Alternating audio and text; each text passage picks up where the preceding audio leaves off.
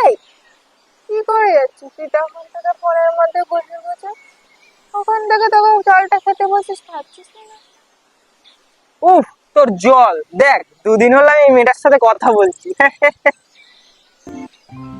But you are already in a relationship না? Sathi, literally আমি bore হয়ে গেছি। লাইফে একটু মজা, একটু এক্সাইটমেন্ট, এগুলো তো দরকারই, বল। আর আমি তো ওর সাথে শুধু দুটো কথা বলছি, দুটো মজা করছি। আমি কি ওকে চিট করছি, পাগল? আচ্ছা, তোর গার্লফ্রেন্ড এগুলো জানে?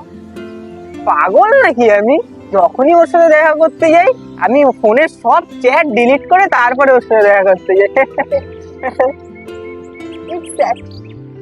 যখন তুই তোর গার্লফ্রেন্ডের থেকে লুকিয়ে কাজগুলো করছিস, যখন তুই জানিস তোর গার্লফ্রেন্ড এগুলো জানতে পারলে কষ্ট হবে, দুঃখ পাবে, তখন আর সেটা জাস্ট করা থাকে না রে।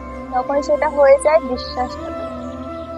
অর্ক, চিট করা মানে এক রিলেশন থেকে অন্য রিলেশনশিপে যাওয়া না। তাকে না জানি বন্ধুর সাথে কথা বলা, দেখা করা, সময় কাটানো, এগুলো সবকিছুকেই বলে চিট।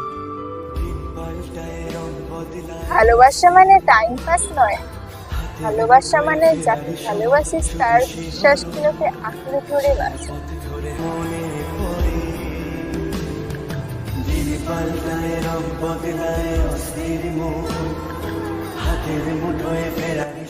দেখ, এই জলটা খা, আমি আজকে নিয়ে আসছি।